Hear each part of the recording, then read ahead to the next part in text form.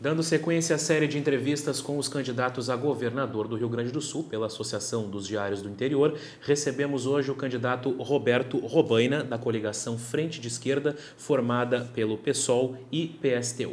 Olá, candidato, bem-vindo e obrigado pela presença. Eu que agradeço o convite, uma honra, satisfação. Certo, eu sou o Pedro Garcia e estou aqui com o Ronaldo Falkenbach, que vai dar início então à nossa entrevista. Ronaldo. Bom, candidato Robaina, se o senhor for eleito, qual vai ser a sua pauta ou ação prioritária no comando do Rio Grande do Sul? O Rio Grande do Sul necessita de um governo que primeiro diga a verdade para o povo acerca da real situação do Estado. Isso requer uma determinação também de enfrentar quais são os problemas mais graves. É óbvio que tem demandas e carências de todo tipo. Então, na conversa nossa, certamente nós vamos tocar sobre elas, né? Educação, saúde, infraestrutura, transporte. Mas nós temos dois tipos de problemas que devem ser enfrentados. Os privilégios dos partidos políticos e do sistema político. O parasitismo político-partidário que existe no Brasil e evidentemente que no Estado, que sangra recursos públicos e que distancia a população da política, porque a política, por uma parte muito grande do nosso povo, é vista como uma atividade lucrativa, digamos assim, e não como uma atividade para desenvolver e lutar pelo bem comum, pelo interesse público, pelos interesses da maioria do povo, da classe trabalhadora, da juventude. Então nós queremos, em primeiro lugar, atacar esses privilégios. E também fazer uma inversão do que hoje ocorre, que é a transferência de recursos públicos para as grandes empresas privadas e para as famílias milionárias que existem no Brasil e existem no estado do Rio Grande do Sul. E não é possível continuar assim. É preciso fazer com que os recursos públicos sejam destinados ao interesse público e não às grandes empresas, banqueiros e às famílias milionárias que, infelizmente, hoje controlam a economia e controlam a política. Agora, candidato, se o senhor for eleito, o senhor será o primeiro governador eleito após as históricas manifestações que ocorreram no ano passado, mais precisamente em junho de 2013, no Brasil e também no Rio Grande do Sul. Manifestações, aliás, que continuam em menor grau, mas continuam ocorrendo aqui e ali até hoje. De que forma a sua administração vai responder a esses anseios que ficaram expressos nesses protestos? Os protestos de junho nós denominamos, inclusive, o levante juvenil e popular que existiu no Brasil em junho de 2013. Eles já terminaram, né? Nós tivemos um levante que teve um período no tempo, e ele foi centralmente em junho e chegou um pouco a julho, né? Quando teve a paralisação nacional em 11 de julho de 2013. Mas ele foi um levante que, de uma certa forma, foi um momento muito especial, porque a normalidade para os políticos tradicionais e para os donos do poder é aquela normalidade onde o trabalhador e o jovem vai do trabalho para casa, da casa para o trabalho, ou da casa para a escola, do trabalho, enfim, é uma rotina onde as pessoas aceitam a continuidade da vida como ela está, com as precariedades do transporte, com problemas da educação e da saúde, e esse período foi um período em que o povo disse basta. Então quebrou essa normalidade. Tanto quebrou essa normalidade que teve coisas que pareciam impossíveis que ocorreram. Os 20 centavos, não. As tarifas, quando havia protestos para redução de tarifas de ônibus, sempre se dizia que nunca ia levar em nada, nunca ia ter redução de tarifa, pois em junho de 2013 houve redução de tarifas no país inteiro. Mas não foi só por 20 centavos, como os manifestantes muito bem diziam, e nós entre eles, porque nós do PSOL e do PSTU participamos ativamente. A própria vice da chapa, da chapa que eu represento, do PSOL e do PSTU, a Gabi Tolotti, foi uma das lideranças, dos inícios desse movimento. Não foi uma liderança de junho, propriamente dito, porque junho foi um movimento de massas que não teve lideranças. Não teve gente que antes de junho incentivava as pautas que ganharam peso de massas em junho, né? A Gabi era uma delas, e vários militantes do PSOL, do PSTU, militantes independentes, que já em fevereiro de 2013, na capital dos gaúchos, em Porto Alegre, levavam a pauta da redução da tarifa, né? Em manifestações pequenas, até que, felizmente, nós tivemos a combinação de dois acontecimentos que foram muito importantes, que foi a ação na Justiça, que o Pedro Ruas, o vereador do PSOL aqui de Porto Alegre, entrou junto com a Fernanda Melchiona, e a Justiça deu ganho de causa a essa ação em função das manifestações juvenis que começaram no Rio Grande do Sul naquela oportunidade. Então, para nós, a pauta de junho é uma pauta muito importante. Nós ficamos muito tranquilos. Tranquilos em que sentido? Nós achamos que o problema não é governar depois de junho. O difícil é governar antes de junho. Porque junho demonstrou que há disposição do povo brasileiro de despertar para a política, de tomar a política nas suas próprias mãos. E a única possibilidade de ter um governo do PSOL que realmente mude a situação é se o governo do PSOL for uma possibilidade de dar um canal para que as próprias pessoas assumam a responsabilidade da política nas suas mãos, e não os políticos tradicionais, os partidos tradicionais. E é isso que nós queremos. Nós queremos que o governo seja um governo que tenha peso da sociedade civil organizada, não dos partidos políticos vinculados com interesses de grandes empresas, de banqueiros, enfim, de uma minoria privilegiada que sempre mandou e que sempre ganhou.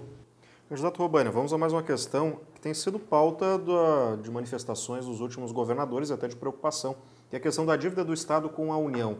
Houve uma tentativa até de votação de um projeto que beneficiaria o Estado, acabou sendo protelada essa votação. Se eleito, de que maneira que o senhor pretende tentar agilizar a tramitação dessa matéria que pretende aliviar um pouco da dívida do Rio Grande do Sul? Mas esse projeto não alivia nada. Esse projeto aí, primeiro, não foi votado, né? O governador Tarso alardeia que o primeiro passo foi dado, né? E, na verdade, não foi dado esse primeiro passo porque o projeto não foi votado. Quem vetou a votação dessa negociação foi a própria presidente Dilma, através do ministro da Fazenda, Guido Mantega, e eles vetaram porque a linha do governo federal é uma linha de ajuste máximo, de garrote máximo, enforcamento máximo às contas públicas dos estados. Então, mas mesmo o primeiro passo que o Tarso se refere não é um passo que realmente alivie as finanças do Estado. Não alivia porque a negociação é uma negociação que mantém as cláusulas draconianas do contrato de 98. Juros extorsivos, por mais que na proposta de negociação os juros reduza, não seria mais o IGPI e passaria a ser o IPCA, mas não importa. Importa que segue sendo extorsivo e segue tendo juros sobre juros, né? Porque, na verdade, boa parte dessa dívida já foi paga. E a conta só seria aliviada a partir de 2028, porque o acordo só interfere sobre o que chamam de resíduo da dívida, que é o que passa do pagamento dos 13% ao mês ou ao ano, que o Rio Grande do Sul paga 13% ao ano da sua receita líquida para a União sustentar 5 mil famílias mais ricas do Brasil, as milionárias famílias que detêm a maior parte dos títulos da dívida pública, e o Rio Grande do Sul, com 13% da sua receita, todo mês vai lá e sustenta a União e essas famílias. E o acordo não alivia esse repasse de 13% da nossa receita. Então aí, eu não quero, nós certamente podemos seguir debatendo esse assunto, porque eu acho que aqui, nesse tema, é onde se concentra as diferenças entre os projetos. Tá? E o projeto do PSOL é um projeto que defende a auditoria dessa dívida. Nós queremos uma auditoria, nós achamos que a dívida já foi paga. Quando esse contrato foi feito em 98, o Rio Grande do Sul devia 10 bilhões de reais. Até o ano passado, o Rio Grande do Sul já pagou, é ali que eu olho, né? Ali, até o ano passado, foi 20 bilhões e nós temos uma dívida de mais de 40 bilhões. Já viu isso? Começa a pagar 10, um acordo de 10, daí tem que pagar mais 20 bilhões, já pagamos 20 bilhões, devemos 40 bilhões. Então, é óbvio que tem um mecanismo extorsivo. Então, tem que ter auditoria. Nós fazendo auditoria, nós vamos reduzir muito a dívida. Eu acho, inclusive, que o conjunto da dívida já foi paga. Então, nós queremos fazer auditoria e vamos suspender o pagamento. Nós temos muitas experiências no Brasil e no mundo de auditorias de dívida, e inclusive de moratórias de dívida. O Equador mesmo fez uma auditoria e a dívida equatoriana que sofreu uma auditoria, ou seja, que foi investigada, a redução legal da dívida foi de 75%. Então não é pouca coisa. Se nós conseguimos uma redução de 75%, e o Equador não saiu do mundo, não saiu do sistema mundial, o Equador está lá vivendo, inclusive progredindo mais do que antes, porque parte da dificuldade que tinha o Equador era o sistema da dívida. E o Brasil tem esse mesmo problema, o Rio Grande do Sul tem esse mesmo problema. O Rio Grande do Sul está sem capacidade de investimento. Eu estou contente que, pelo menos nessa eleição, o tema está sendo debatido. Na eleição de 2010, fazia de conta, o problema parecia que não existia. Nós do PSOL fomos o único partido que apontou em 2010 esse tema como o tema mais grave do Estado e nós seguimos apontando.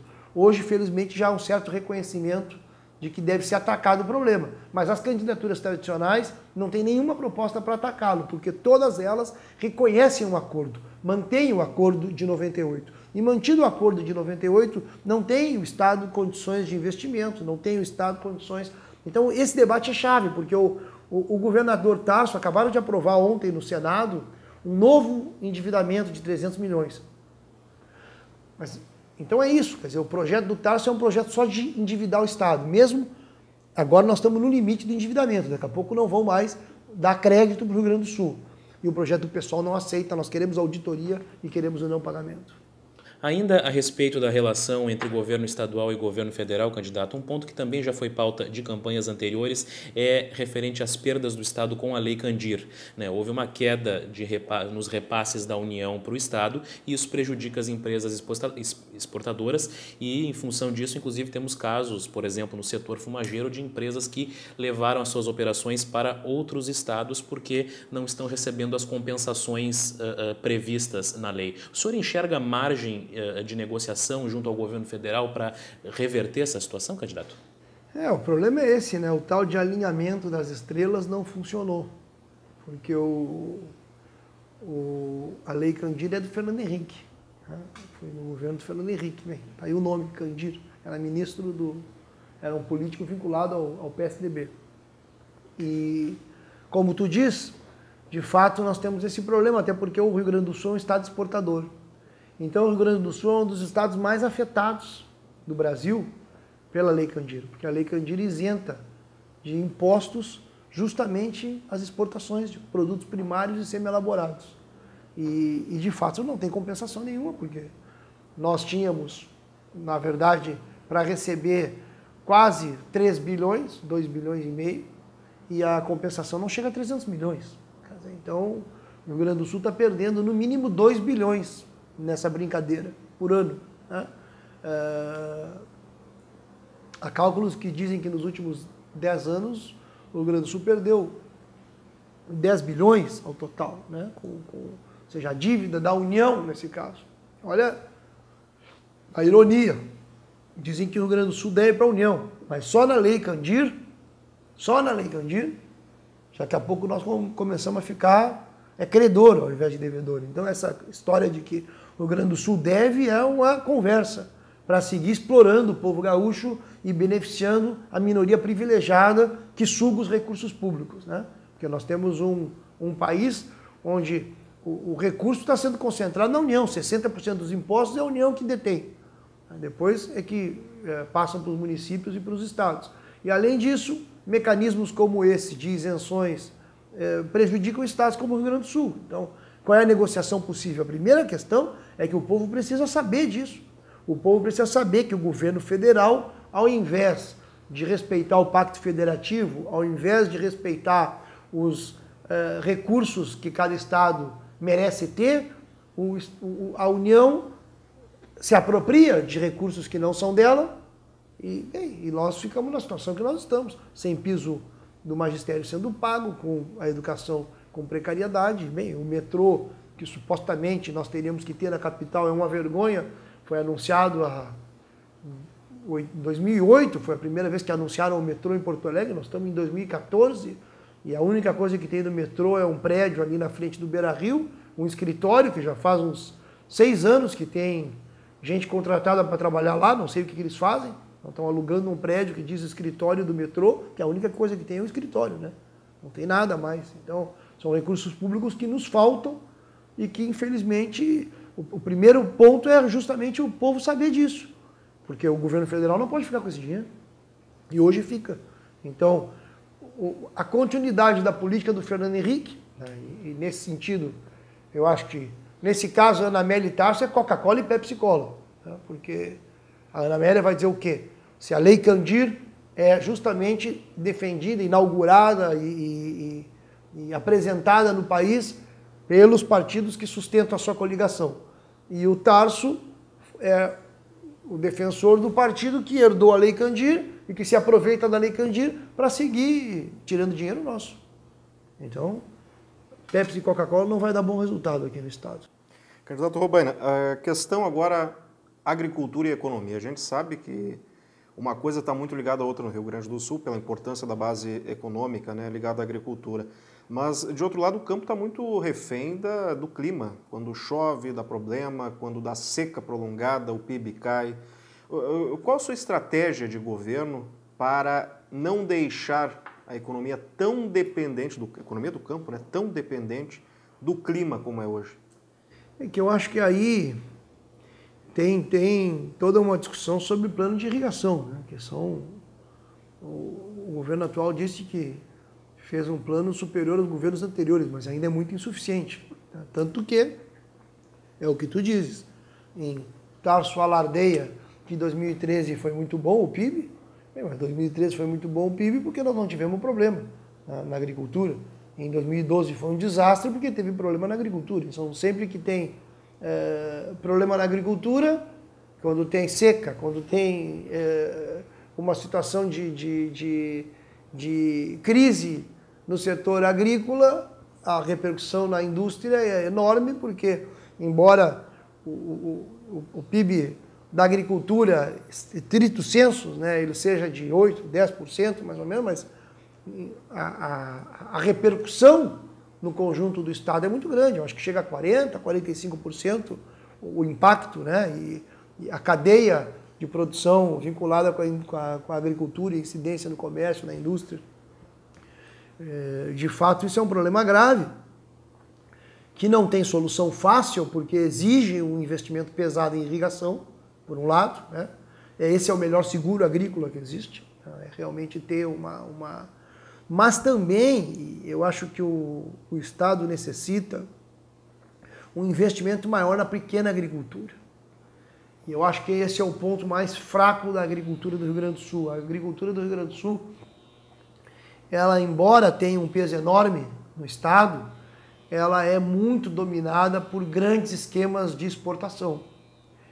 E isso é um problema, porque se nós tivéssemos uma agricultura mais voltada para o mercado interno, e propriedades menores estimuladas, nós sabemos que boa parte da pequena e da média propriedade é a que garante a maior parte da produção de alimentos, por exemplo, no sentido do alimento para o consumo da classe trabalhadora. É a que detém a maior possibilidade de empregabilidade de mão de obra também. Então, que o setor mais vinculado aos negócios de exportação, eles são setores já com um domínio, inclusive, do capital estrangeiro grande, né? E, infelizmente, fazendo também o que era tradicional na nossa agricultura, as características do nosso campo se alterarem.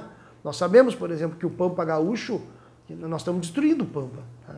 O esquema esse dos eucaliptos, pinos, que é uma produção toda voltada para a exportação de papel para a Europa, isso não dá. Quer dizer, o Rio Grande do Sul não pode ter como função... Eu acho que a agricultura do Rio Grande do Sul não pode ter como função central participar na divisão internacional do trabalho, por um lado, para gerar dólares para o governo, né, que é isso que acaba... E para fornecer ou soja, por um lado, então, que é no caso, ou então papel. Porque agora o grande investimento que tem no Rio Grande do Sul, o maior investimento privado que tem no Rio Grande do Sul hoje é na indústria de celulose. E isso aí é uma destruição das características do campo, né? A biodiversidade, enfim, a riqueza que tem o campo.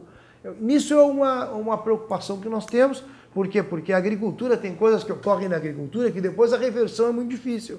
Por exemplo, a quantidade de agrotóxico que tem no nosso campo, ela é enorme. O Rio Grande do Sul é a população que mais consome agrotóxico do Brasil. Bem, mas nós sabemos que depois que tu usa massivamente agrotóxico, não é assim que vai te parar de usar. Já porque a agricultura passa a ter dependência, a produtividade passa a estar vinculada também com a utilização desse tipo de instrumento, né? Passa a cumprir um papel no processo produtivo que tu não pode simplesmente deixar de usar. Então é um processo longo de reconversão, né?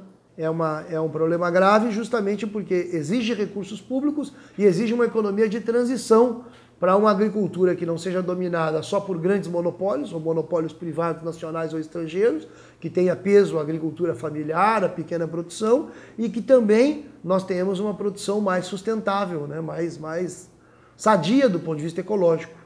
E considerando essa importância da agricultura para a economia do Estado, como fazer o jovem ficar no campo, candidato? Porque hoje isso é um problema. Hoje muitos jovens estão trocando o campo pela cidade e há uma preocupação em relação à sobrevivência da agricultura no longo prazo. E ao mesmo tempo, como nós dissemos, a economia do Estado depende fortemente da agricultura. Como garantir isso? Mas é que isso não vai se garantir se o modelo continuar sendo esse, vai ser assim, não tem jeito.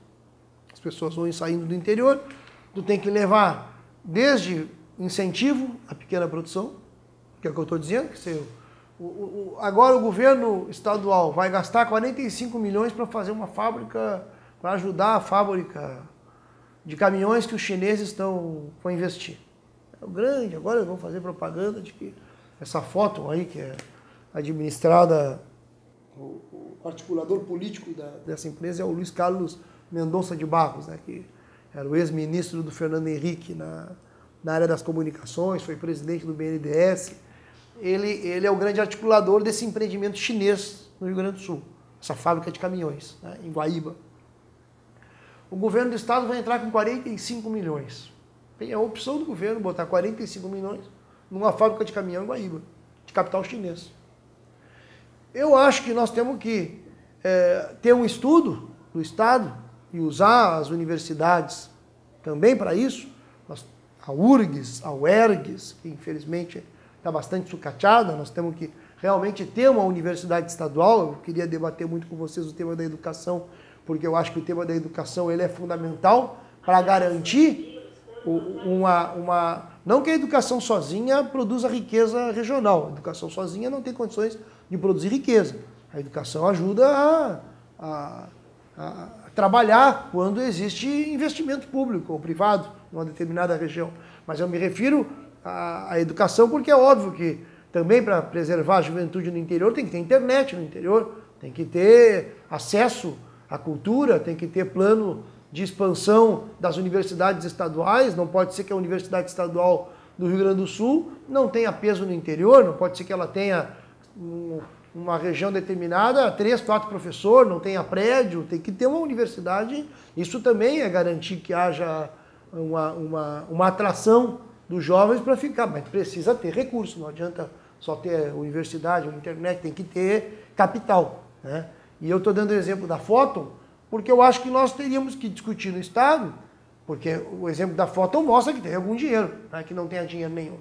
Além de que nós temos que questionar recursos mal usados do tipo dívida, lei Candir, mas tem também isso, 45 milhões. Em que região do estado poderia? Isso não seria melhor investido numa parceria para incentivar a pequena agricultura em determinadas regiões, em Livramento, enfim, isso são questões que infelizmente hoje, deixando o capital privado determinar onde vai investir, nós não vamos resolver, porque o capital privado vai buscar sempre investir, não desenvolvendo o setor que necessita ser desenvolvido porque está mais atrasado. O capital privado vai investir buscando onde ele tem condições de ter mais lucro.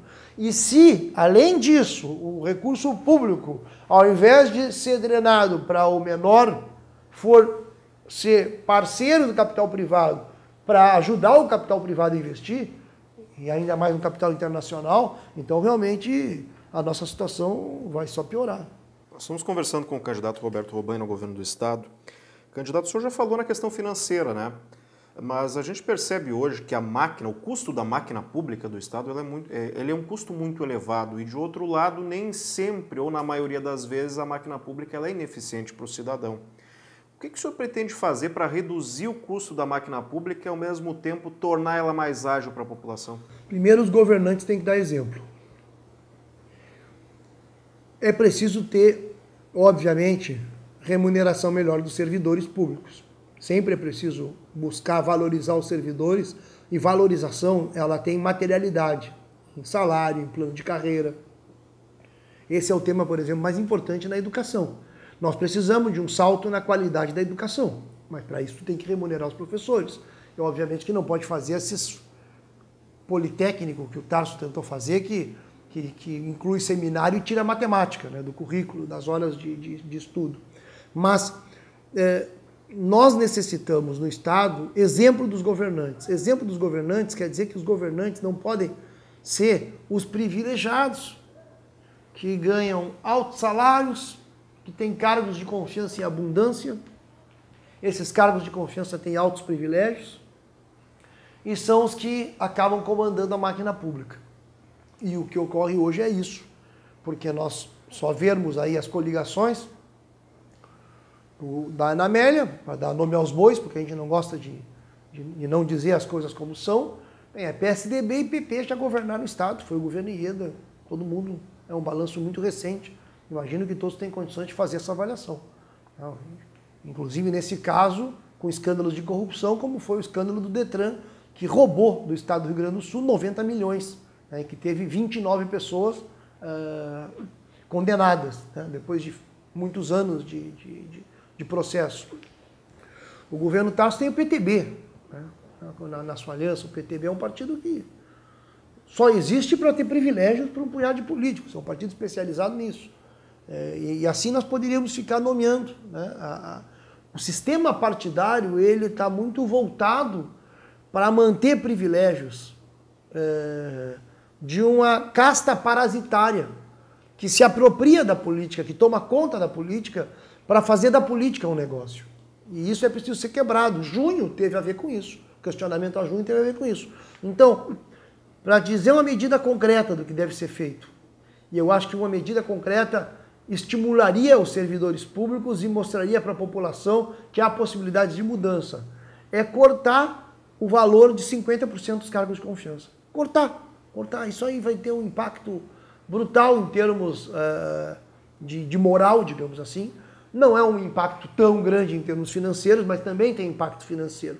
Tem tanto impacto financeiro, não resolve nenhum problema estrutural do Estado, mas tem um impacto financeiro que nós, por exemplo, com o valor que hoje se gasta em cargos de confiança, com a metade desse valor, nós teríamos condições de dobrar, por exemplo, o orçamento da Universidade Estadual do Rio Grande do Sul. Eu falei isso num debate, e nós vamos seguir insistindo nisso. Porque para nós, a defesa da UERGS, a expansão da UERGS é muito importante, porque é uma vergonha o Rio Grande do Sul não ter uma universidade estadual forte. Infelizmente, nós não temos. Então, a forma de atacar o parasitismo, os privilégios, é combatendo o sistema político que domina a política hoje. Por isso que o pessoal lançou candidato, por isso que o pessoal não participa dessas coligações, por isso que o pessoal não participa desse toma lá da cá, onde os partidos se apresentam em eleições e no segundo turno eles apoiam e participam do governo dos outros. É só tu ver quem foram os candidatos da vez passada. Se eu não me engano, o PDT teve candidato em 2010, o PDT apoiou o Fogaça, se não me falha a memória. O PDT apoiou o PMDB na eleição de 2010 e terminou no governo do Tarso. O PSB, bem, apoiou, também parece que lançou candidato. Não, o PSB foi o vice. O PSB ficou até agora no governo Tarso e agora está com o PMDB. Mas o que eu quero chamar a atenção é o seguinte: os partidos, eles lançam candidato e depois eles participam do governo, que eles perdem a eleição e depois participam do governo. O pessoal, tu não vai ver o pessoal perder a eleição e participar de governo. Espero que a gente ganhe a eleição. Mas se nós perdermos a eleição, tu pode ter certeza que nós não vamos estar no governo. E tem os outros partidos que participam da coligação fazendo o cálculo de quem vai ganhar. Eles não precisam nem aparecer. É o caso do PTB. O PTB não fez questão de dar o vice para o Tarso. nem o Senado. Mas pode ter certeza que ele vai ocupar a secretaria. Isso aí ele não vai abrir mão. Ele não quer mostrar a cara, mas ele vai, na hora que tiver que governar, talvez tu nem veja as caras dele. Né? Ou veja quando tiver alguma notícia, tipo, não, tá faltando tanto de recurso público, como teve, né? No caso das secretarias que eles administram no Estado. Agora, candidato, o senhor falou em... Nós somos duros com o PTB, porque afinal de contas o PTB decide quem vai apoiar com o chefe que está na cadeia. Né? O Roberto Jefferson está na cadeia e disse o PTB tem que apoiar a Dilma ou o Aécio. O PTB estava com a Dilma, e aí o Roberto Jefferson, não sei porquê, disse, não, é melhor o Aécio. Na última hora eles foram para o Aécio. Então, entre o PT e o PSDB, foi uma questão de dias decidido por um sujeito que está na cadeia. Agora, nesse processo, está na cadeia, no caso. nesse processo de reajuste dos gastos públicos, o senhor falou em corte de 50% de CCs, mas nesse processo que deve incluir outras linhas de trabalho, nesse processo de reajuste de gastos públicos, como ficam os programas de transferência de renda, né? Como, por exemplo, o RS Mais Igual? Alguns defendem que esses programas devem ser substituídos por outros tipos de linhas de trabalho, enfim, de investimentos. O senhor, se eleito, mantém esse e outros programas? Tem que manter e ampliar. Não tem essa de substituir, tem que manter e ampliar. O RS Mais Igual é um programa mínimo do mínimo. Nós estamos falando de assistência social básica. E nós temos no Rio Grande do Sul 1 milhão de famílias cadastradas no Bolsa Família numa situação terrível. Dessas famílias, eu tenho cerca de 100 mil famílias que praticamente não têm renda nenhuma, é um desastre. Então, nessas famílias mais pobres do Rio Grande do Sul, as crianças em geral trabalham, crianças de até 10 anos estão trabalhando. Então, dizem que não trabalham. Tem uma classe média reacionária, que essa aí não tem a ver com o pessoal, não tem liga com o pessoal.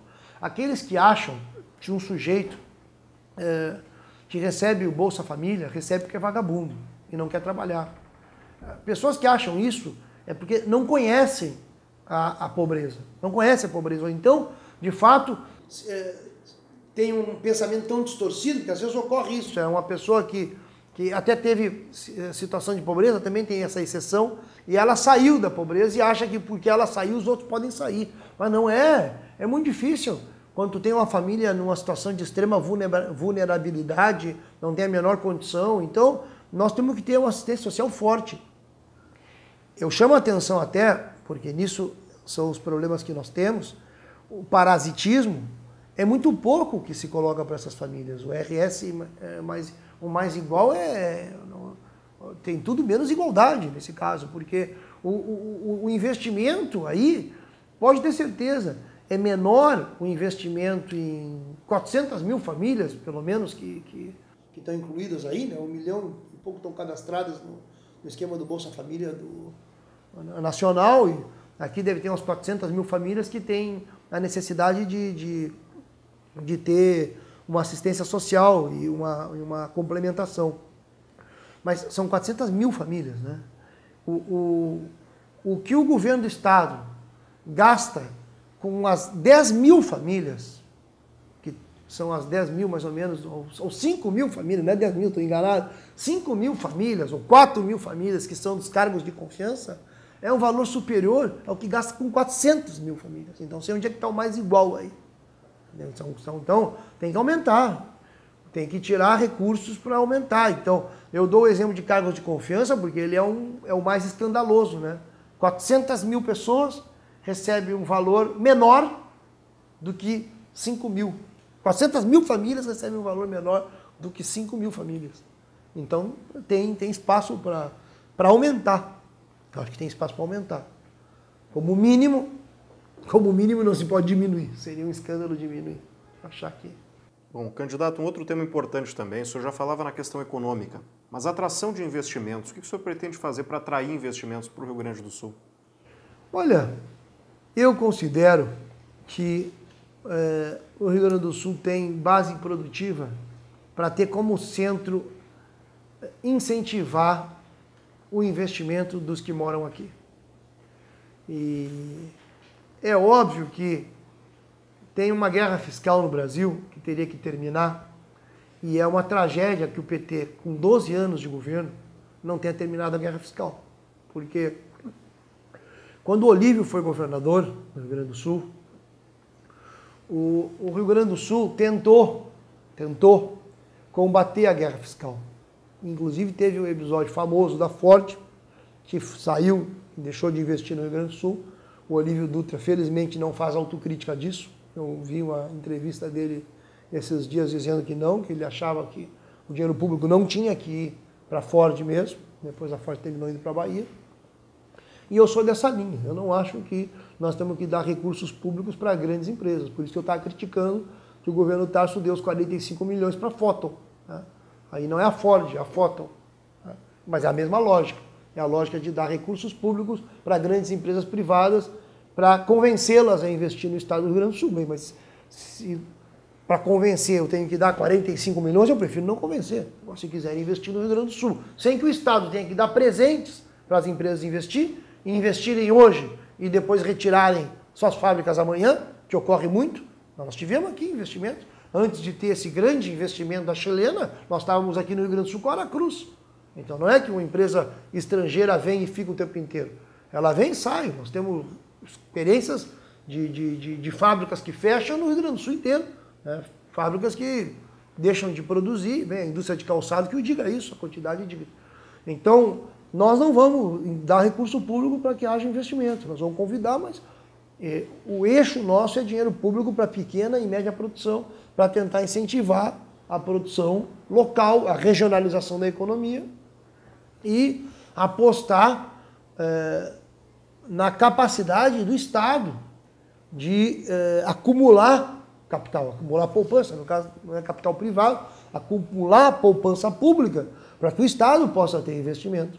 Então, e apostar de que se não tem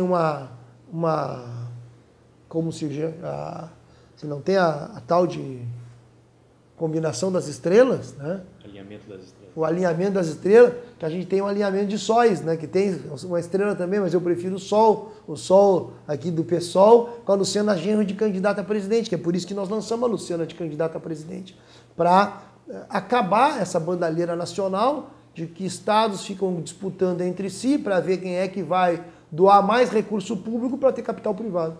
Parcerias público-privadas, candidato. Muitos defendem isso como uma alternativa para viabilizar, agilizar investimentos e, ao mesmo tempo, tornar os serviços públicos mais eficientes. O que o senhor pensa sobre isso? Eu penso que é a mesma lógica. Se, obviamente, eu tenho 40% do orçamento do Brasil, que eu pego 40% e entrego para o capital privado, para os bancos, eu não vou ter dinheiro para fazer estradas, para fazer mais nada. Eu tenho 40% que eu entrego para banco, eu preciso fazer parceria pública e privada. Então, eu acho que capital privado, ou seja, é que o nome é lindo, parceria pública-privada, estamos dentro, parceria pública-privada, desde que o público não entre com dinheiro e o privado saia com lucro. Porque parceria público-privado, que o público entra com dinheiro e o privado sai com lucro, só é boa para quem? Então, a propaganda essa que fazem é a propaganda de quem está ligado aos interesses desses que saem ganhando. Porque são esses que dominam a economia, são esses que dominam a política, são esses que infelizmente dominam os meios de comunicação, até porque os meios de comunicação também é um negócio, né? Nós não estamos falando só de empresas de comunicação que não tenham relação às grandes empresas de comunicação. Quanto maior o negócio, maior o interesse em defender uma lógica, que é a lógica centrada no lucro. E nós defendemos uma lógica onde nós não negamos a existência do lucro. Em que sentido? Se o pessoal ganha um governo nacional, é obviamente que vai ter capital privado. E pode até ter parceria para fazer obras entre público e privado, desde que não seja parceria tal como é de verdade a parceria público e privado que existe atualmente. Para não falar dos casos de corrupção. Tá?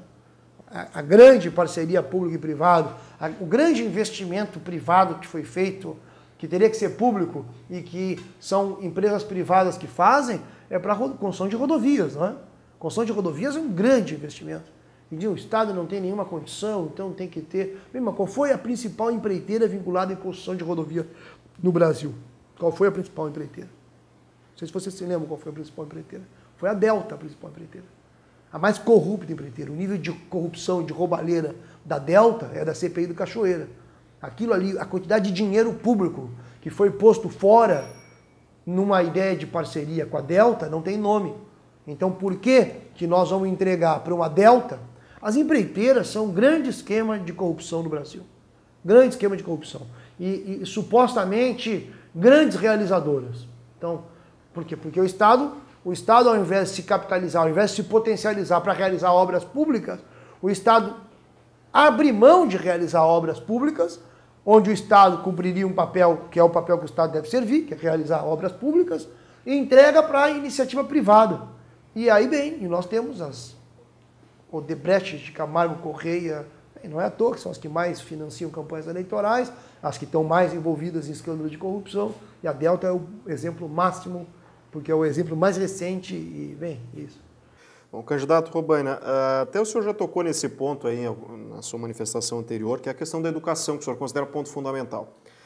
E a questão dos professores, hein? Porque esse dilema aí, esse debate em torno do pagamento do piso, o Estado diz que o atual índice que reajusta o piso é impraticável, que não tem recurso para pagar. Se eleito, é possível prometer o pagamento do piso ou se não, que política salarial o senhor tem para o magistério? Tem que pagar o piso, não tem saída, tem que pagar o piso, até porque é lei. Aliás, lei feita pelo Tarso, assinada pelo Tarso. O não pagamento do piso, inclusive, vai redundar lá adiante em perdas judiciais para o Rio Grande do Sul, nesse caso, vai ter que pagar. Então o Estado também está sendo endividado por essa via, mas tem que pagar o piso porque é justo, é necessário. Eu até estava conversando com o Júlio Flores, que é o nosso candidato ao Senado, e ele ficou bravo comigo porque eu dei o exemplo que a média salarial dos professores está R$2.000. Ele disse, mas não está R$2.000, onde é que tu tirou isso? Está menos que R$2.000. Ele brigava comigo porque está menos de R$2.000. Tu acha que com menos de R$2.000 se pode realmente ser professor? Ou seja, o professor é uma profissão que no passado tinha status social. Hoje o professor não está sendo respeitado. Mas por que não está sendo respeitado? Porque o salário é muito baixo, a dificuldade de ser professor é muito grande. E isso nas grandes cidades, então, se no interior é terrível, nas grandes cidades ainda é maior o problema. Então o salário é muito baixo, tem que valorizar o trabalhador em educação, para poder realmente melhorar a educação. Isso é o mínimo do mínimo, então, o salário.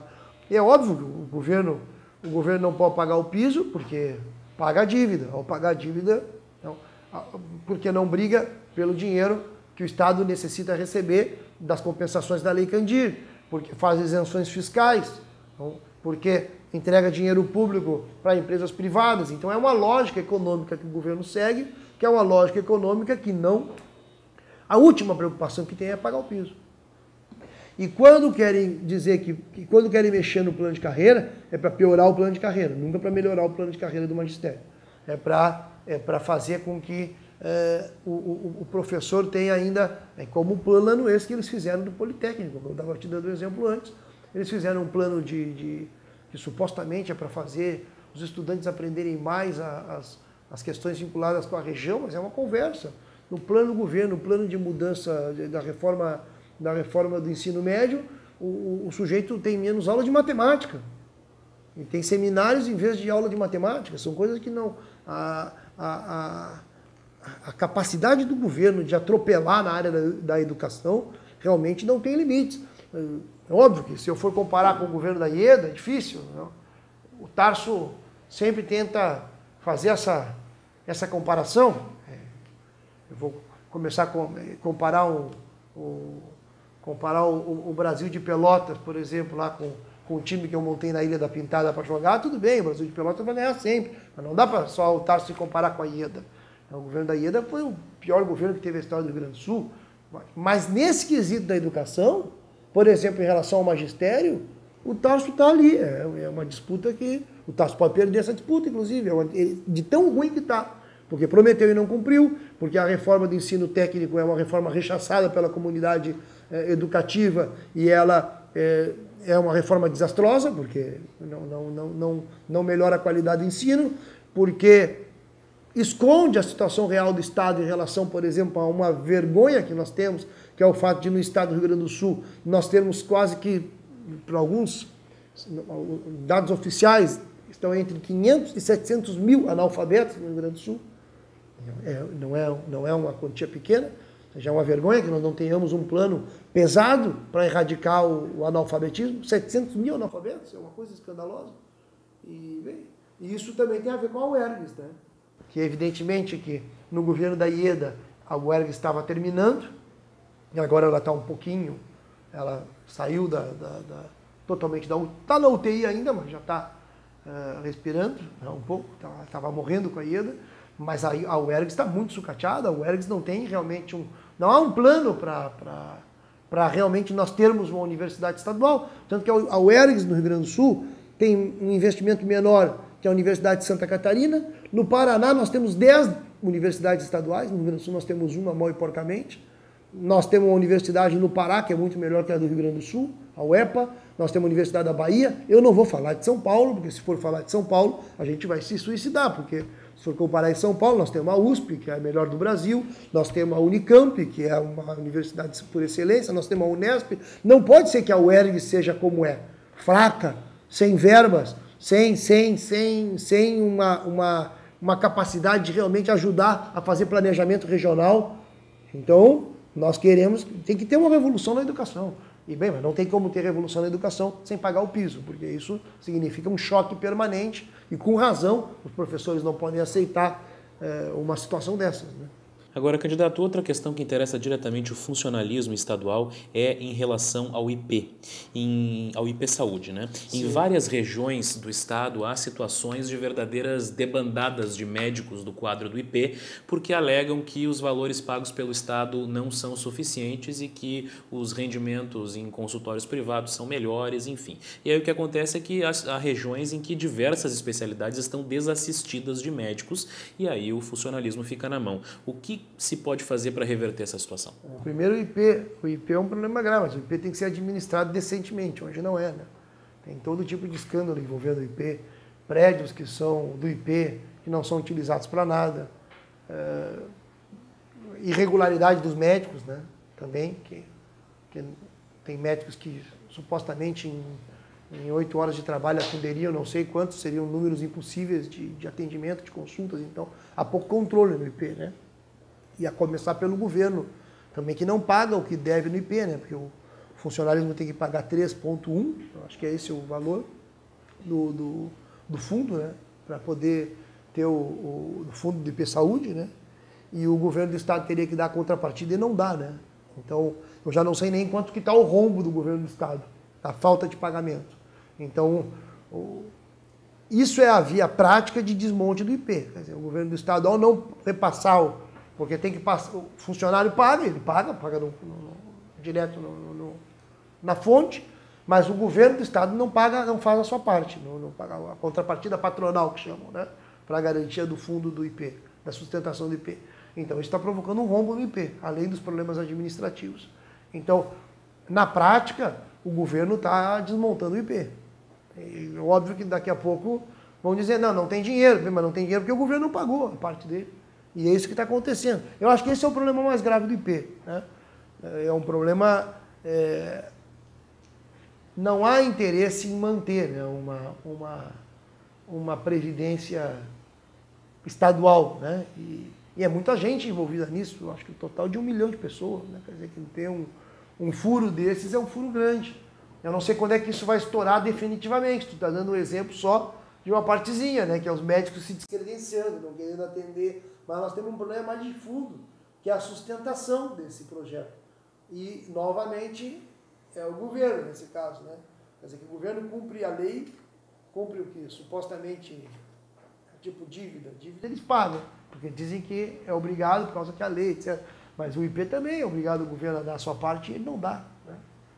Então, eu acho que o controle público do IP, acho que é o mais importante. O funcionalismo nisso tem que buscar, isso é uma parte que é difícil, porque, né, a organização sindical, depende muito da organização sindical dos servidores estaduais, para poder fazer com que os servidores públicos tenham peso no comando do IP. porque hoje não tem tanto, né? Óbvio que os servidores têm participação no conselho do IP, mas quem manda ainda são os partidos, né? E aí vem, não tem sido muito bom as gestões deles. Candidato, vamos falar sobre estradas. Aliás, é um tema que vai aparecer muito aí ao longo da campanha. No ano passado, nós tivemos o fim dos contratos privados, né? Criados na década de 90. O Estado assumiu os trechos estaduais, criou a EGR, reduziu o valor da tarifa de pedágio, mas a gente percebe ainda muita crítica em relação ao trabalho da EGR, aos serviços que são prestados, à qualidade das rodovias gaúchas. Qual é a sua proposta para isso? Primeiro, continua a EGR se o senhor for eleito? O que o senhor pretende fazer com as estradas? Nessa aí não vão encontrar parceria para atacar o Tarso em função de terminar os pedágios que ele terminou. Nós somos a favor. Aliás, é o ponto talvez o ponto que o Tarso tenha cumprido algo que ele prometeu na campanha. Então, é óbvio que tem o outro lado da moeda, que é manter as estradas, né? Isso sim, esse é um ponto. Mas a polarização atual é a crítica ao governo porque querem manter privadas. Nisso nós não somos parceiros. Nós achamos que tem que manter, óbvio que é totalmente secundário isso, se tinha que montar mais uma estrutura estatal ou não, se essa estrutura estatal montada é para botar mais cargos de confiança. O que eu quero me referir é que o modelo de combate aos pedágios e o modelo de não aceitar a lógica privada no controle das estradas é um modelo que nós não criticamos a linha do governo nisso de terminar com essas concessões que eu sei que boa parte dos candidatos, aí eu vi o Vieira criticando, a Ana Amélia criticando, nós sabemos que as estradas estão ruins, né? Óbvio, isso qualquer um que viaja sabe. Mas isso não é um problema de que sejam públicas, é um problema de que tem que ter recursos públicos para melhorar as estradas, porque do contrário não adianta. E existe, aí é que é o problema do PT nesse caso, é que não adianta aceitar o público nas estradas, mas no conjunto da economia aceitar a lógica de que o capital privado será sustentado pelo dinheiro público. Então, isso é o que tem que mudar. E não pode também aceitar a lógica de que o dinheiro público vai sustentar as famílias mais ricas, né, que é o problema da dívida. Isso vale para a União, porque é óbvio que estradas não é só o governo estadual, estradas tem que ter parceria federal. Tem o governo federal tem essa responsabilidade também. Ainda mais no Brasil, em que a produção, eu não sei o percentual exato, mas é cerca de 60%, pelo menos era 60% da produção brasileira que circulava pelas estradas, né, no Brasil. Não tem ferrovia, hidrovia, estrada sempre foi. Caminhoneiro sempre teve um peso enorme no transporte de mercadorias, né? Então... Candidato, vamos falar um pouquinho sobre saúde. A saúde é o calcanhar de Aquiles dos municípios porque consome uma parcela muito significativa do orçamento das prefeituras. As prefeituras têm por obrigação constitucional que aplicar 15% de suas receitas em saúde, mas na prática aplicam muito mais. Temos o exemplo, por exemplo, da Prefeitura de Santa Cruz do Sul, que está aplicando mais de 25% do seu orçamento em saúde. Isso acontece, dentre outros fatores, porque a participação do Estado e da União no financiamento da saúde é pequeno, menos do que deveria, né? O Estado deveria aplicar 12% de sua receita, historicamente não aplica. Você está dizendo que está aplicando 12%. Pois é, mas historicamente... Mas não aplica. Historicamente essa obrigação não é cumprida. No seu governo, será possível cumprir? Como é que o senhor pretende resolver essa situação para aliviar as contas dos municípios também? Primeiro, vou começar pelo começo. Na União, o governo federal, o problema, óbvio que falta investimento, mas o problema mais grave é que o investimento, de novo, o investimento público, ao invés de ser para hospital público e, sobretudo, para o sistema único de saúde, é para as empresas, para os hospitais privados. Então, o Rio Grande do Sul, por exemplo, mais de 80% dos leitos são privados no Rio Grande do Sul. Então não pode, nós temos que investir no público, nós temos que investir no SUS. A Constituição brasileira define que a saúde é universal e ela é gratuita, ela tem que ter o público como prioritário e ela aceita o privado como complementar. E nós estamos numa situação que é o oposto ao que a Constituição exige. Nós estamos com a saúde privada, não universal, e o público é o complementar. Não pode ser assim, tem que ser o público o que domina. Então o recurso tem que ir para a saúde pública, para o SUS. Estão destruindo o SUS no Brasil. Então, esse é o primeiro ponto. Esse é o primeiro ponto. Isso não é uma questão menor. Por quê? Porque do nosso ponto de vista a saúde não é para ter lucro. A saúde não é para ter lucro. O Brasil é o oposto, por exemplo, da Inglaterra. A Inglaterra, a maioria da saúde, mais de 80% da saúde é pública. É assim que nós temos que ser. Porque, do contrário, o povo que mais necessita não tem saúde. E só vai ter saúde quem paga bons planos de saúde. E olhe lá, porque tem tanto plano de saúde porcaria sendo oferecido no mercado, que acontece que na hora que a pessoa precisa, a pessoa também não tem. Então acaba sendo o plano de saúde privado só o fura-fila do SUS.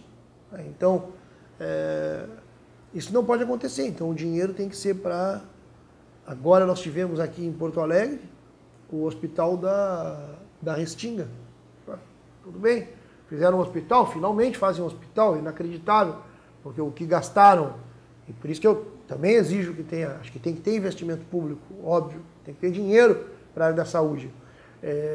Tanto tem que ter dinheiro que nós do pessoal fomos críticos, por exemplo, que tenha se gasto 8 bilhões para construir estádios de futebol, e nós preferimos fazer hospitais. Então o hospital da Restinga custou 100 milhões, poderia se fazer 80 hospitais, do tipo o hospital que foi feito na Restinga, se não tivesse feito 8 estádios de futebol. Não sei o que vão fazer com o estádio de Cuiabá, ou de Brasília, ou de Manaus, agora que terminou a Copa.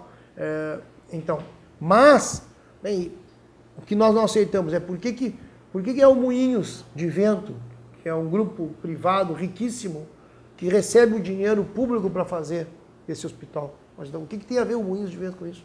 Por que não pode ser um hospital se o dinheiro é público? O dinheiro não é do Moinhos, o dinheiro é público, então é um hospital público, não, o hospital é do Moinhos. É 100% SUS lá agora, mas até quando vai ser 100% SUS? Porque esse é o problema. Os leitos vão diminuindo, então nós temos uma carência de leitos no Rio Grande do Sul, diminuiu muito os leitos. E o interior é que mais sofre, claro, o interior sofre horrores, porque tem poucos hospitais regionais. A estratégia de saúde da família, as equipes em todo o Rio Grande do Sul é precário, nós temos menos de 50%, né, de cobertura, quando deveria ser, segundo o Ministério da Saúde, 80% de cobertura de equipes de saúde da família, então que pudesse fazer o trabalho mais vinculado à prevenção, né, à saúde mas não é assim. Então, e tu dizia bem também, o Estado tampouco cumpre a sua parte, então não paga os 12%, alguns dizem que é 8%, outros dizem que é 10%, o Tasso está dizendo que está pagando 12%, que a saúde está uma maravilha, mas eles dizem que a saúde está uma maravilha, mas há pouco tempo atrás eles fizeram uma medida, uma portaria que terminava, por exemplo, uma coisa absurda, que mostra como há um desrespeito enorme com a saúde no interior. Eles fizeram uma medida que proibia partos e cirurgia em cidades com menos de 10 mil habitantes. Então o sujeito, que até deu a denúncia disso, um sujeito que mora em Progresso, que é uma cidade que tem menos de 10 mil habitantes, mas que tem um hospital, teria que ir até Lajeado para poder andar. Uma mulher grávida teria que andar 50 quilômetros para fazer um parto. Quer dizer, uma coisa que é absurda. Eles voltaram atrás, mas isso mostra que a mentalidade do governo não é uma mentalidade de regionalização da saúde, não é uma mentalidade de terminar com a ambulancioterapia, né? Então, é preciso ter uma... Agora, isso só vai se resolver mesmo se o recurso da saúde público for para construir uma saúde pública. Porque, do contrário, nós vamos continuar tendo hoje, como é hoje, uma saúde que é um verdadeiro negócio, né? E aí, bem, se tem que ter lucro, tudo fica mais, como eu posso dizer, quando exige o lucro, uma determinada atividade, todo o investimento ele é pensado em função disso, né? Então, e obviamente que, para que tu vai atender os mais pobres? Os mais pobres são os que têm menor capacidade de ajudar a dar lucro para um determinado investimento. E por isso que o povo está abandonado. É isso aí. Aqui no Rio Grande do Sul, os dados que se tem é que só na fila para ter um atendimento de média complexidade, a pessoa está esperando 2 anos, 2 anos e meio, para poder ter um atendimento. E são 200 mil pessoas que estão na fila. É muita gente, né? Candidato Robaina, um tema agora importante também, que é a segurança pública. Se fala que a Brigada Militar tem um déficit de 10 mil homens ao longo desses últimos anos. O que o senhor pretende fazer para recuperar o efetivo da Brigada e, por consequência, aumentar a segurança? Tu viu que tudo precisa de dinheiro, né? Esse é o primeiro problema. Então, aí porque são investimentos. No caso da Polícia Militar, eu vejo que é verdade o que tu diz, tem uma redução, né?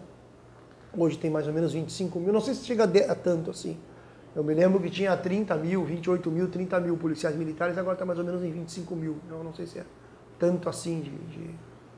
O fato é que quando teve a Copa e a Polícia Militar saiu do interior para a capital para a segurança da Copa, foi uma grita geral no interior do estado porque estava faltando policial.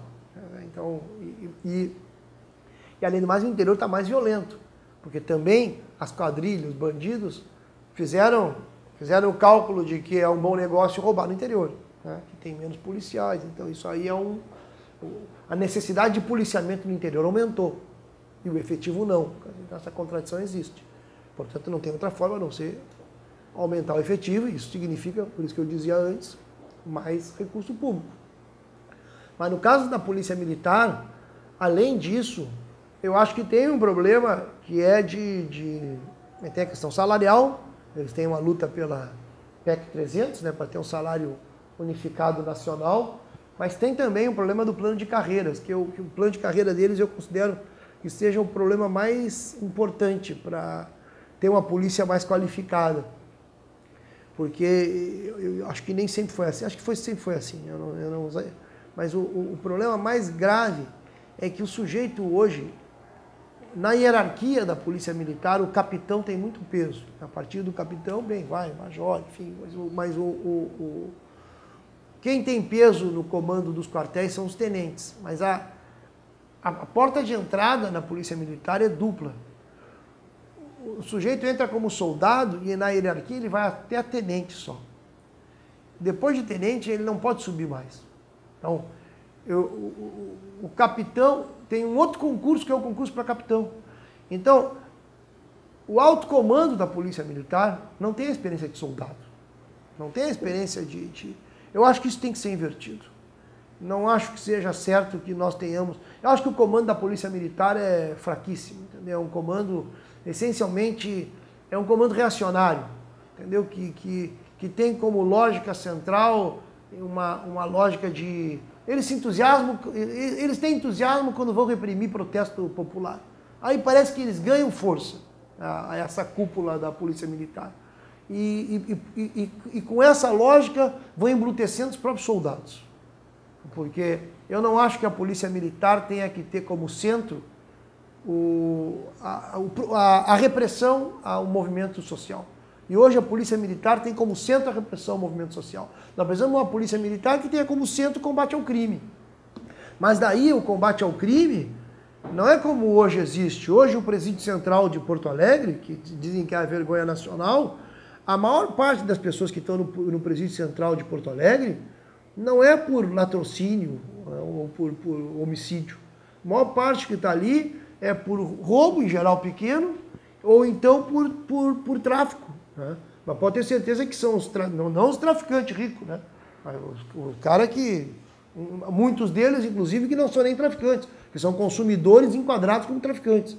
Isso é o perfil do preso no Rio Grande do Sul. O sujeito é negro, jovem, preso por ter roubado qualquer coisa, pouca coisa, ou por ser acusado no envolvimento com tráfico. Latrocínio e homicídio é uma minoria, tem menos de 20% preso por latrocínio e homicídio no Presídio Central. Então tem uma lógica que tem que mudar, né? A segurança pública, daí entra a inteligência, entra o debate da unificação da Polícia Civil e da Polícia Militar, que nós consideramos importante também, porque não faz sentido ter duas polícias. Tem que ter duas polícias. O cara prende, tem que ir para a delegacia, começa outro processo. Não tem nada, isso não. E aproveitando que o senhor falou do presídio central e dos presídios de maneira geral, porque nós sabemos que a superlotação e os problemas sérios de infraestrutura das cadeias é uma realidade de todo o país, inclusive no Rio Grande do Sul. O que o senhor pensa para fazer de forma a minimizar essa situação? E já lhe pergunto qual será o futuro do presídio central de Porto Alegre se o senhor for eleito. Vai fechar o presídio central, né? Isso até o Tarso já disse que vai fechar. Então, Ana Amélia disse que vai fechar. Então, eles dizem, depois não fecham, né? Aí é outro problema. Né? Falam e não fazem. Mas também tem que mudar a composição, é o que eu estava dizendo do presídio central. A política de segurança pública no Brasil, ela é uma tragédia. Nós já temos hoje a terceira população carcerária do mundo, né? Nós temos 500 mil presos no Brasil. Então, não acho que o nosso problema é que falte prender mais gente, entendeu? Falta prender mais gente de cima. Então, isso é o que está faltando. Está faltando prender crime de colarinho branco. Se nós aumentarmos a prisão dos colarinhos brancos, Vocês viram o caso da FIFA aí, né? O sujeito foi preso, depois foi liberado, depois fugiu. Agora, se tu é negro, jovem, pobre, pode ter certeza, se tu for preso, tu não vai ser liberado. Tu vai ficar lá Então, e no Rio Grande do Sul nós também temos esse problema, porque o Rio Grande do Sul tem 30 mil presos hoje. 30 mil presos hoje. Então, isso aí não vai terminar. Se nós continuarmos nessa lógica, nós vamos ter que ter dois policiais em cada esquina. Entendeu? Não vai adiantar, não vai adiantar ter 20 mil, 25 mil, 30 mil policiais. Essa é a lógica só da repressão, não vai resolver. Nós temos que inverter essa lógica. A inversão da lógica significa que a nossa juventude tem que ter oportunidade de estudo, tem que ter lazer, tem que ter cultura, que as pessoas têm que ter emprego. Então, nós não podemos só pensar em como é que nós vamos reprimir. E na parte da repressão, nós temos que selecionar o que nós vamos reprimir. Por exemplo, nós não estamos a favor de ter como repressão o sujeito porque ele fuma maconha. Entendeu? O problema da maconha não é um problema de tu ter que botar o cara na cadeia porque ele fuma maconha. O problema da maconha é um problema de comportamento, no limite de saúde pública, não até porque se o sujeito bebe muita cachaça, pode ter certeza que o dano que ele vai fazer é muito maior. Então não tem essa. Só que hoje em dia não. Hoje em dia, nas grandes cidades, os jovens, o jovem está sujeito, se ele está fumando maconha, ele está sujeito a ser preso. Entendeu? Ele não está roubando, não está fazendo nada. Então nós temos uma polícia que, infelizmente, hoje está pensando em como reprimir protesto, em como prender. Isso é que tem que mudar. Aí nós vamos ir mudando o perfil também, nós vamos diminuir. No caso do Presídio Central, eu estou te dizendo, se nós tivéssemos outra política de segurança pública, ia ser uma redução ou pelo menos mudava a composição. Atualmente a composição é por pequenos roubos, que é um escândalo, e por tráfico. Em geral, por gente que consome, não que faz o tráfico, porque os traficantes mesmo, os chefes do tráfico, esses aí são os grandes capitalistas. Esses aí, infelizmente, a polícia não está prendendo. E se quisesse prender, poderia prender.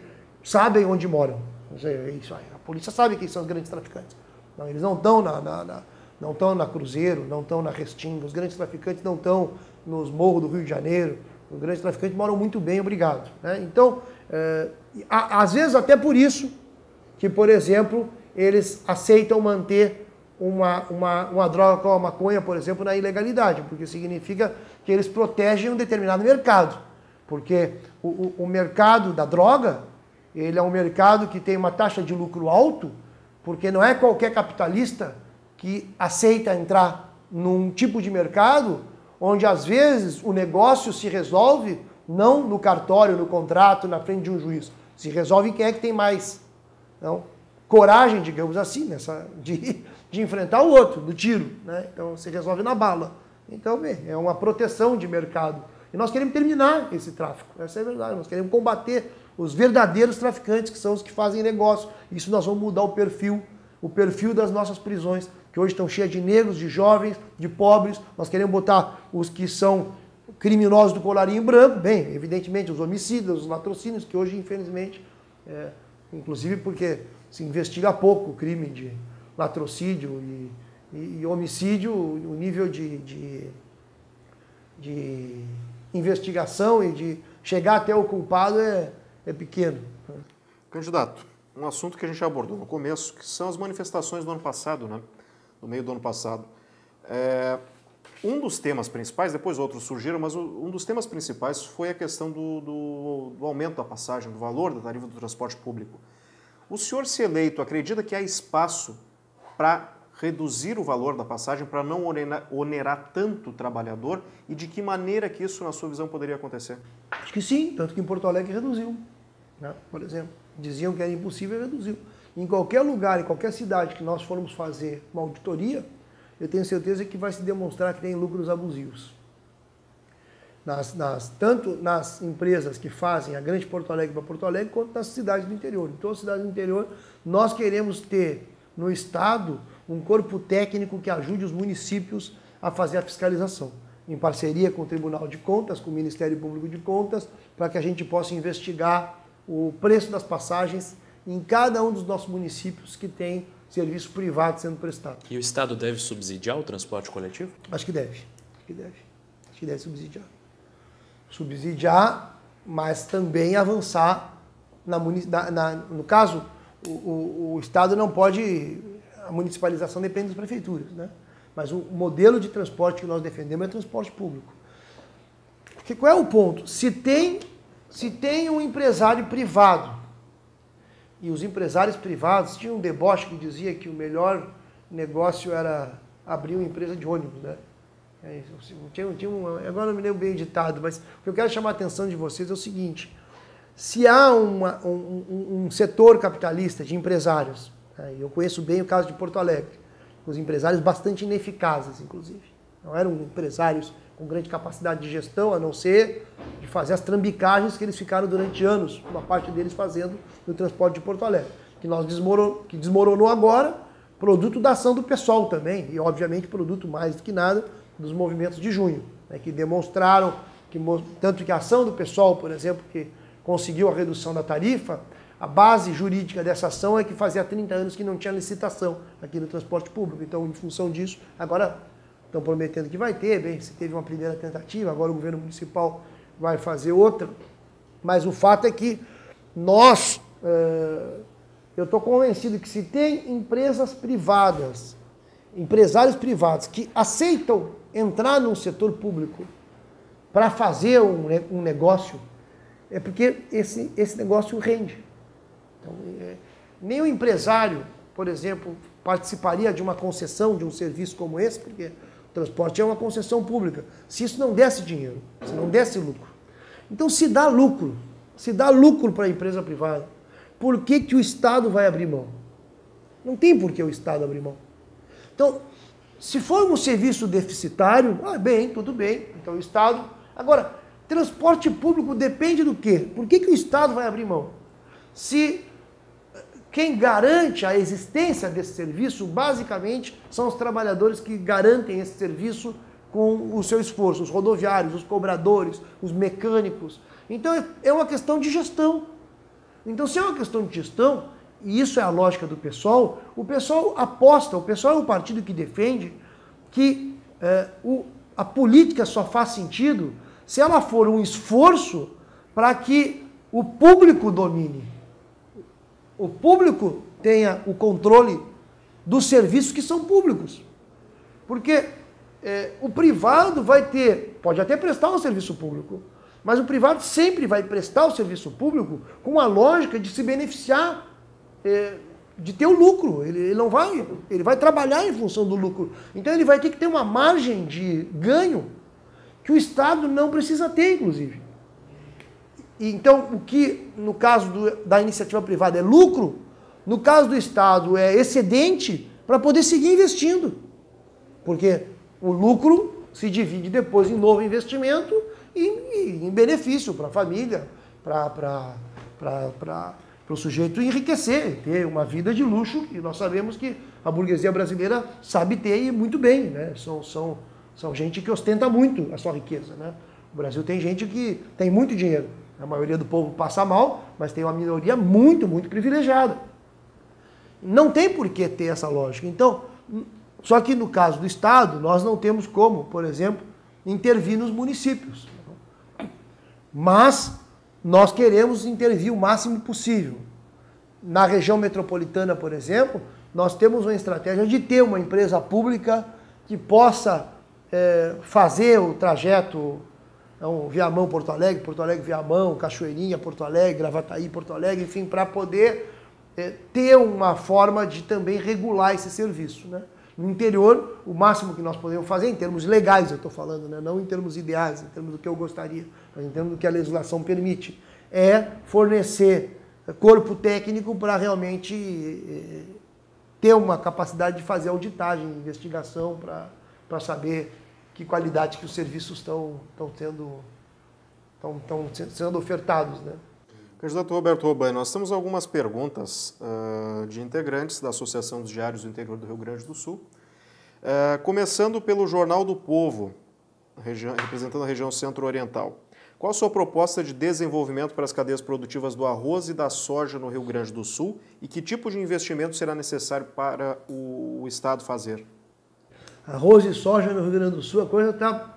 A gente tem que perguntar lá, no caso do arroz, tem que perguntar para o de Pelotas, né? Para o Érico Ribeiro, que é o campeão, esse é o campeão, né?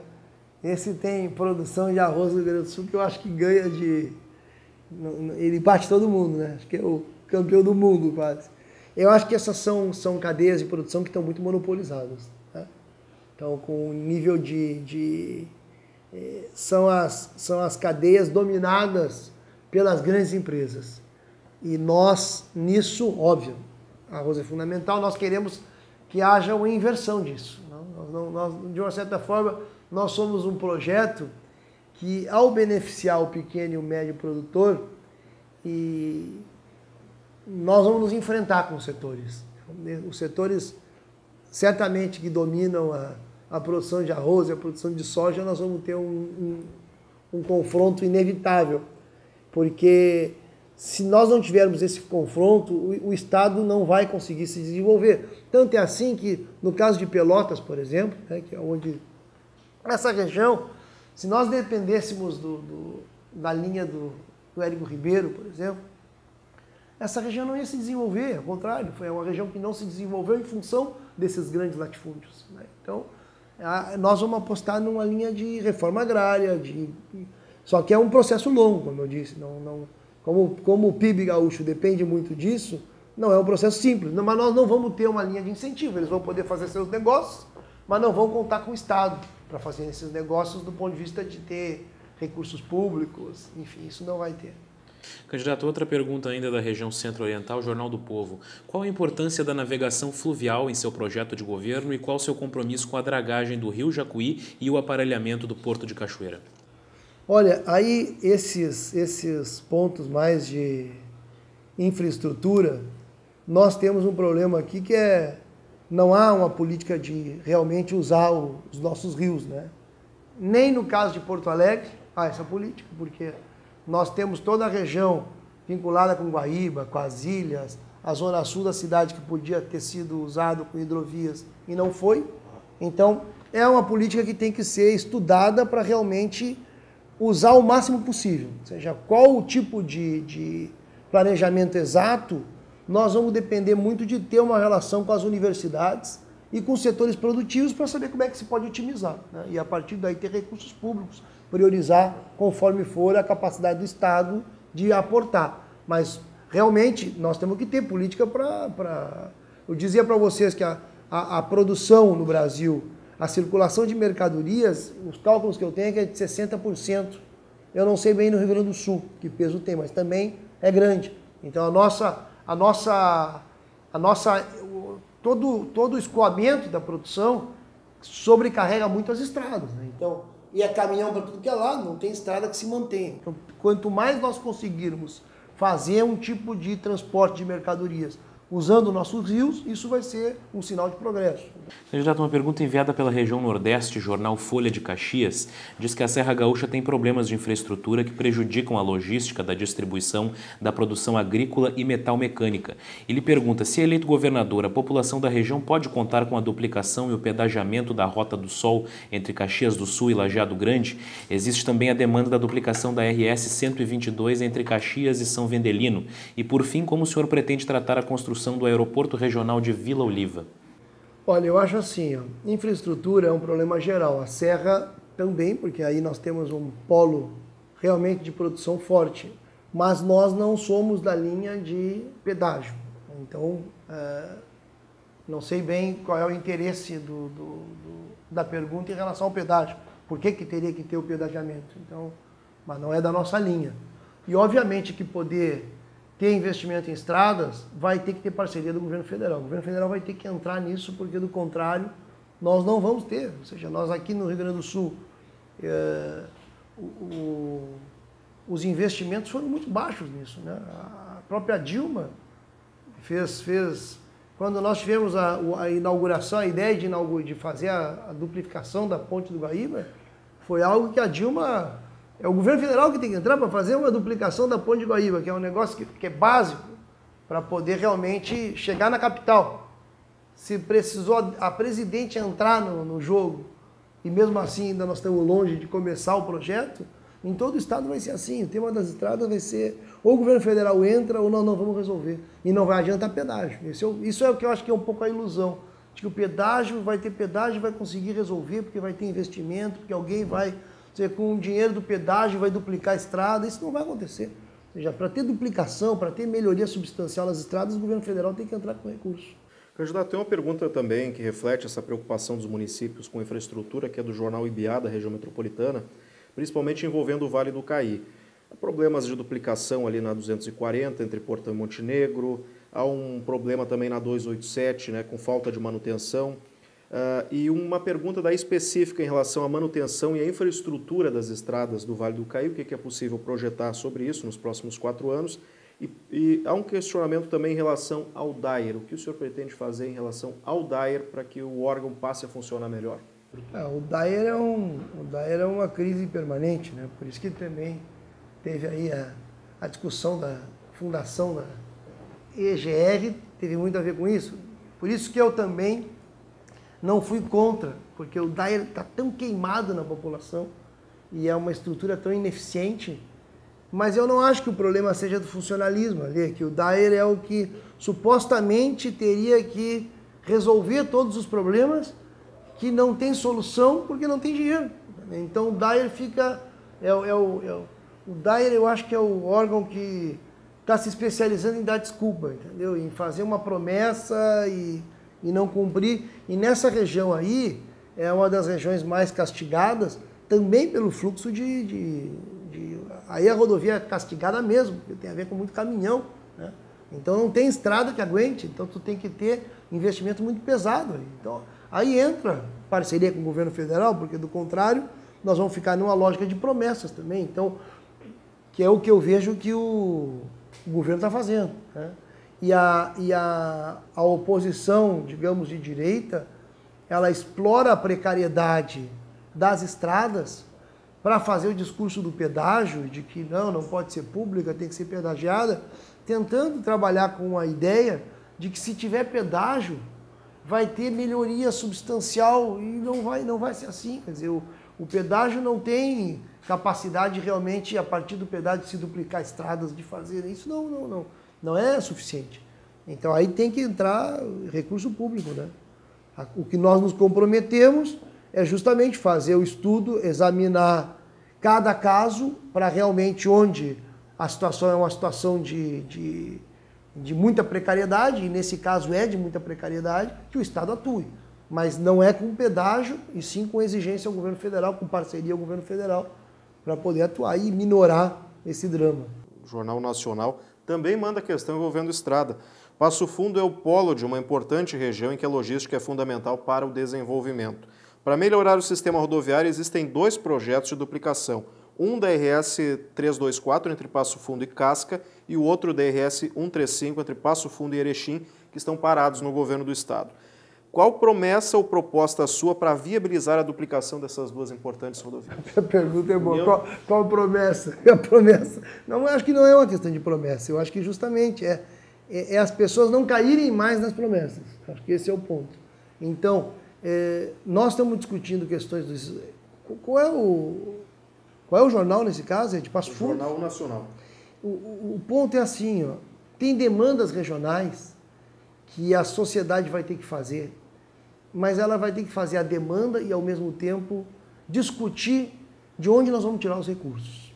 Porque, do contrário, nós corremos o risco de cair numa lógica que é a lógica no final da pergunta. Qual é a promessa?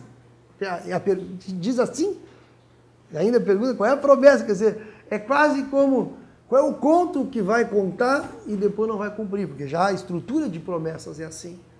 Nós o que queremos chamar a sociedade a debater é justamente como que nós vamos fazer para que a sociedade organizada controle o recurso público.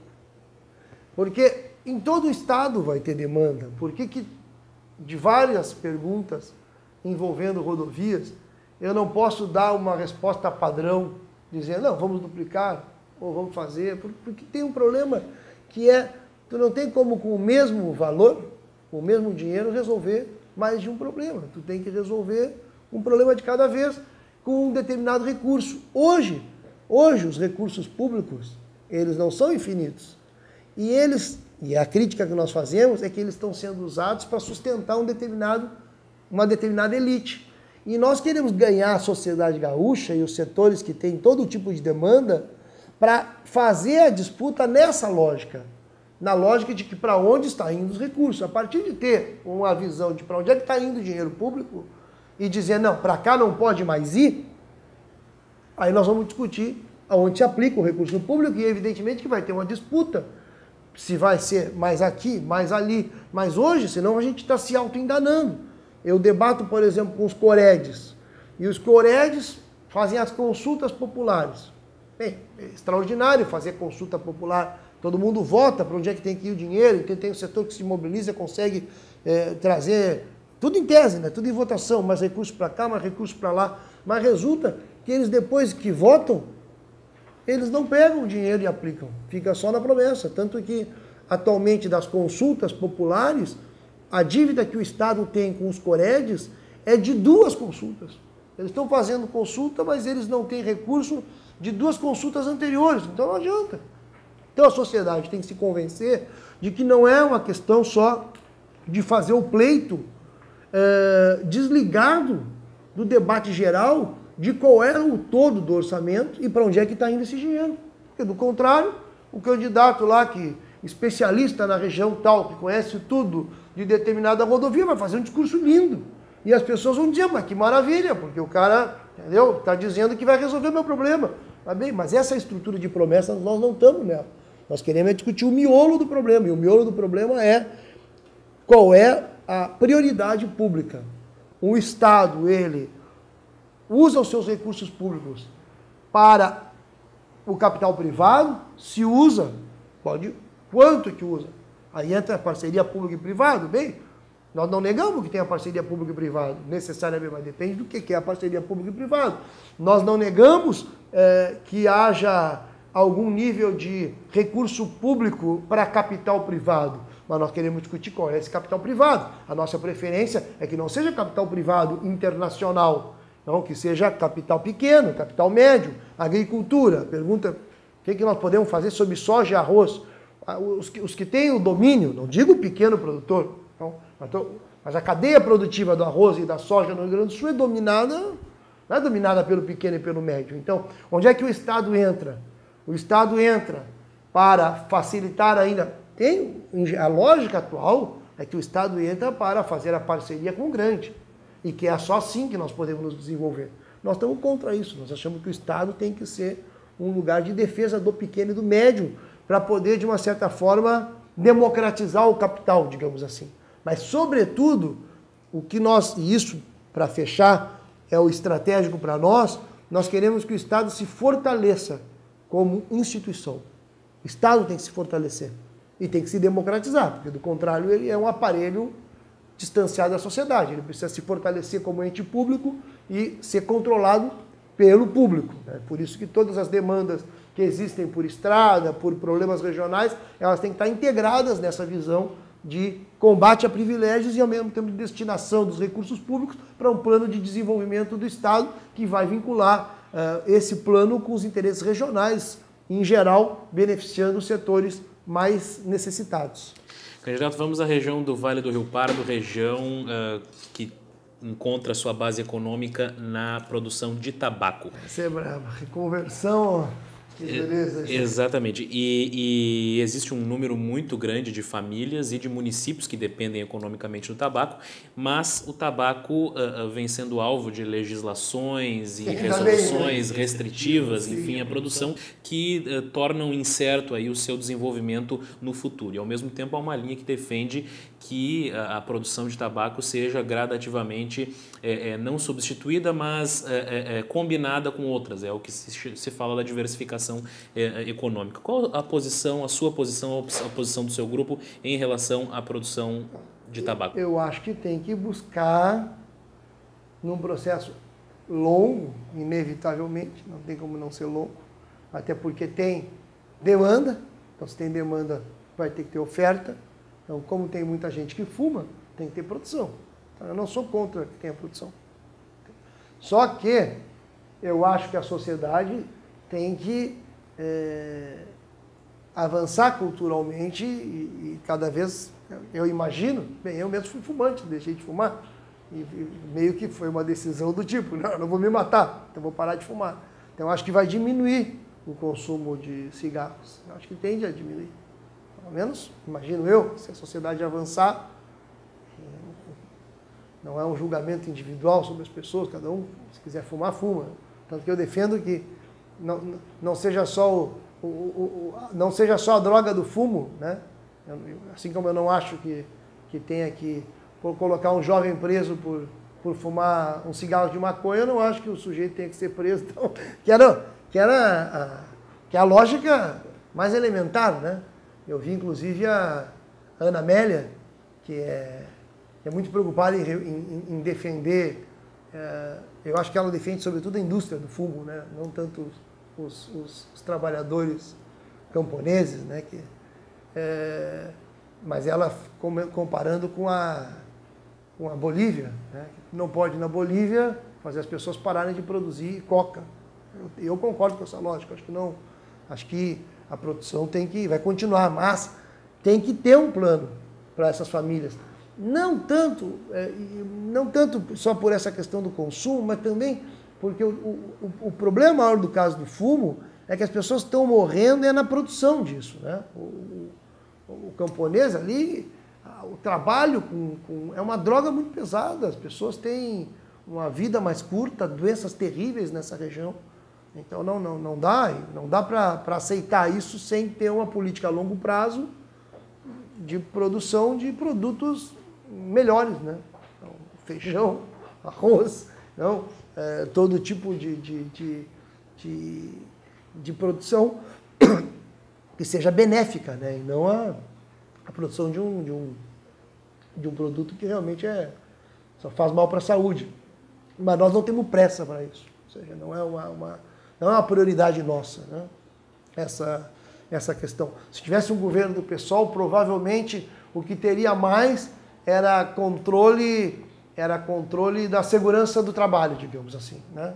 Acho que o que mais nós iríamos investir é que tenha a segurança de trabalho, porque para ali tem que ter roupas especiais e as pessoas em geral ou às vezes não sabem ou não usam, as empresas não fornecem, né? Que ali as grandes empresas multinacionais de tabaco, quanto menor for a remuneração dos plantadores, melhor para eles, né? Eles ganham muitos lucros com isso. Então, nós íamos atuar muito aí, né? Na organização sindical desses trabalhadores, que são realmente muito explorados. A nossa maior preocupação é com eles, nesse caso. Tem uma questão geral, estratégica, porque é uma região inteira que depende disso, né? E para o futuro, é óbvio que nós vamos caminhar para uma crise nessa região se a longo prazo não tiver uma reconversão, porque vai diminuir o número de pessoas fumando. Eu acho isso, pelo menos. Certo. Candidato, nós tínhamos ainda uma outra questão do Vale do Rio Pardo, mas eu creio que, de certa forma, ela já foi respondida porque envolve a demanda da duplicação da RSC 287, na medida em que é um importante corredor entre a região do Vale do Rio Pardo e o sul do estado, uma região produtiva, exportadora, necessita de uma rodovia em melhores condições, que atualmente está desafogada, mas eu creio que já foi respondida, de certa forma, pelo senhor. Né? Então, eu gostaria, candidato Roberto Robaina, da Frente de Esquerda, representa os partidos PSOL e PSTU na disputa pelo governo do estado. Agradeço muito a sua presença e uma boa campanha para o senhor. Muito útil, obrigado, valeu. Certo, então, nos próximos dias voltamos com mais candidatos a governador. Muito obrigado pela audiência.